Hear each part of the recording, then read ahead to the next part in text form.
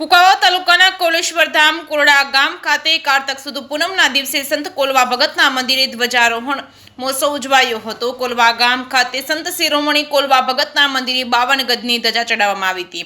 52 ગજની ધજાના યજમાન મનુભાઈ છગનભાઈ કિકાણી અને જયંતિભાઈ છગનભાઈ કિકાણી દ્વારા 52 ગજની ધજા ચડાવવામાં આવી હતી।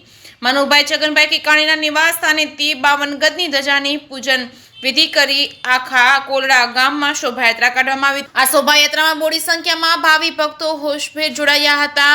આ ત્યારબાદ 52 ગજની ધજા સંત કોલવા ભગતના મંદિરે ચડાવવામાં આવી। આ પાવન અવસર પર મોટી કુકાવાથી સંત ગોબર ભગત ભક્તોને આશીર્વાદ આપવા માટે પધાર્યા હતા। રાજાધિરાજ જગત ગુરુ દ્વારકાધીશ પ્રભુએ દેવળ ફેરવી દર્શન દીધા એવા મહાન સંત કોલવા ભગતના મંદિરે કોલવા યુવક મંડળ કોરડા ટ્રસ્ટ દ્વારા દર પૂનમે 52 ગજની ધજા ચડાવવામાં આવી છે। નાના બાળકોને બટુક ભોજન કરવામાં આવે છે। ધર્મપ્રેમી ભાવિ ભક્તો તેમજ શ્રદ્ધાળુ દર પૂનમે ફરવા આવે છે। અખંડ જ્યોતના દર્શન કરવા દૂર દૂરથી આવે છે।